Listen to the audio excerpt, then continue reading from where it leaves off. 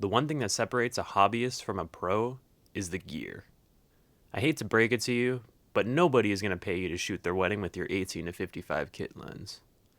The barrier of entry to be a videographer or a photographer is so low that people are able to capture incredible imagery with little more than their cell phones and no real education in cinematography or photography, amassing tens, if not hundreds of thousands of followers. But again, nobody is paying you to shoot for them with just your cell phone, unless you're managing social media or something. Almost everyone has a smartphone these days. It's not enough for you to be passionate and have natural talent. You have to look the part. You need something that helps make your shots look stable and looks like it didn't come free in an Amazon Basics bundle. I love you, Amazon. My first piece of camera support was a Manfrotto Monopod, and I used it exclusively for 2 to 3 years. Mind you, not as a pro, but still shooting events and music videos and even the odd interview. Now, you might need a tripod for the kinds of things that you're shooting, but for me, it was the most important piece of gear I owned, apart from my camera. It's lighter than a tripod, which was important because I was taking it on the subway and bus, I wasn't driving. And it's so easy to reset your shots with a monopod rather than picking up a tripod and re-leveling the legs. Some make it a lot easier than this, but those are the more expensive ones. There is a trade-off, however, in stability, and you need to be there to monitor it. It can't stand on its own, so you can't leave it on a monopod as your B cam, which is understandable. When I finally bought my tripod, I got this amazing fluid head that I can use on my monopod as well, and I fell in love all over again. It's Manfrotto's two-way fluid head. It's really good. Not only could I support my camera with a super light portable piece of gear, but I could also pan and tilt and get some really nice looking shots. It's not like I couldn't pan or tilt at all before. The handle just made it so much easier, and the movement of the head itself was buttery smooth. Buying better gear is not a substitute for practice and experience, but you're kidding yourself if you think better gear doesn't help produce better work. This summer I was fortunate enough to shoot more weddings than ever before. And at one, I met a guy that was shooting with this weird blue monopod. We talked a little bit about what we brought with us, and then he goes, "Hey, have you heard of Craig Adams?" And yeah, I watch Wedding Film School. Of course I've heard of Craig Adams. Which you guys should check out Wedding Film School if you haven't yet. Very helpful. You'll learn a lot. I hadn't seen Craig's review of the Sirui monopod. I hope I'm pronouncing that right. But after watching this guy straight up leave his camera on this monopod recording the head table to go check to see if his audio levels on his line out from the mixer were good, I was sold. He straight up left it alone. I needed this freedom. I needed a new monopod. I immediately went out looking for a comparable Manfrotto version of this guy's Sirui P204S. I think that's how you say that. And I came across the Manfrotto MXM X Pro 500, and holy shit, I was in. Manfrotto knows how to make a sexy looking piece of aluminum. It has the same locking clips as the one on my Manfrotto tripod, and they snap so nicely. So nicely. They're so easy to use, but so secure. And the fluid socket connected to the feet locks too, just like the Sirui one, so I should be able to leave my camera on it like a tripod, right? Wrong. Not only is the Manfrotto monopod not sturdy enough for you to confidently leave your camera standing alone, you can't get a steady shot out of it. Unlocked, you can move it all around and with the neat swivel motion, but locked, it still fucking moves. There's still shake to it. I didn't record myself trying it out in the store, but it was really disappointing having the monopod sway during a pan or tilt with the beautiful MVH 500 AH that they include with it. Like, I really wanted this head. It is so much cheaper to just buy the monopod and the head together than it is to buy the Sirui with the head, which is what I ended up doing.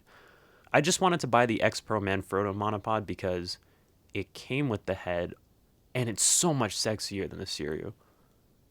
Way sexier. Twist to lock isn't sexy. Do you hear this snapping? Do you hear this snapping? But then it came, and oh, was I ever wrong.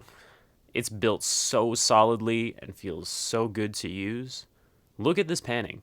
This is not the head panning. This is the monopod panning. I actually like the twist locks more than I expected. And you get a 6-year warranty, so I'm not too worried about them. Look at the size of these feet. They're so big that I won't even be mad when somebody calls this thing a tripod. It even comes with a bag that would fit perfectly if not for the new head that I bought. The F1.4 ART. So the bag will fit the monopod paired with the two-way Manfrotto head. That's probably going to be my move for shoots where the only piece of support equipment I need is a monopod. Why did I buy a new head? The two-way fluid head that came with my tripod is great. I love it. I'm really happy with it and all the work that I've done with it. However, it uses these smaller Manfrotto plates. There's nothing particularly wrong with them. I actually prefer putting the smaller ones on my camera versus the long plates because they give you this piece of metal that comes out to help you twist them in, eliminating the need for a coin or tool. It's beautiful. But before I left the camera store that I used to work at, I purchased a glidecam HD 4000. It's great for a different kind of movement that you can't get with a monopod. This kind of flowy tracking shot, like if you were doing real estate and walking into a room, you can't get that with a monopod. If you were following the bride and groom through the aisles or something, you can't really do that with a monopod. A monopod is easy to pick up and move around, but it is stationary. So this was a pretty big investment, but the discount was good enough to spark a now or never dilemma where my wallet ultimately lost. If you've ever used one, I bet you used it with some kind of a quick release plate built into the top because they're designed to be disassembled when putting on a camera. And this just doesn't work when you want to quickly pop your camera in and out because the balancing does take a while. With a quick release plate, you only need one major balance, and then you can just do little micro adjustments as you pop in and out. This is the quick release plate that you need, and it takes those big Manfrotto plates. And if you are like me, shooting with the smaller plates, and you want to save time, you're not going to want to switch plates as well as switch pieces of equipment. If you're shooting at a wedding, you might not have time to switch plates. You could be switching at a moment's notice. Oh, I just want to make another point on this camera head. It gives a sort of counterbalance that helps smooth out tilting shots with bigger cameras and lenses, so you can get shots like this without even touching the monopod. Plus, it has this brilliant quick release system where you unscrew it a little bit, push it down, and the whole plate just kind of pops out. You don't have to fiddle with trying to line up the plate. The whole thing. It's beautiful. I love it. Hundreds of dollars later, and I can do this.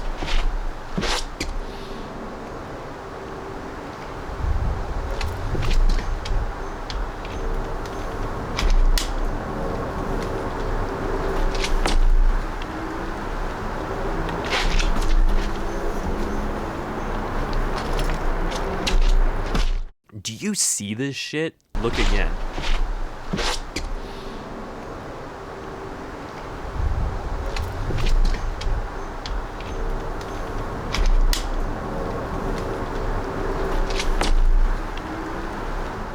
In about 15 seconds, I can move from monopod to glidecam. Mind you, I didn't rebalance here.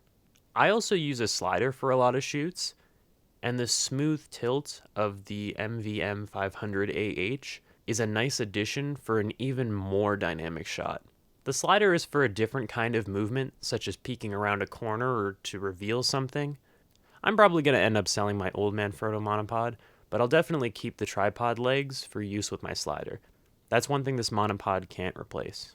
Yes, you can buy cheaper versions of everything I talked about, and yes, you don't need expensive gear to shoot good-looking photos and video, but I'm able to operate faster and look cooler doing it. That's going to do it for this video. If you learned something or if I helped you decide on your purchase, drop a like and subscribe if you haven't already. Thanks again, your support is what keeps this channel going. This video was not sponsored by Sirui, Manfrotto, or glidecam, but it totally should have been.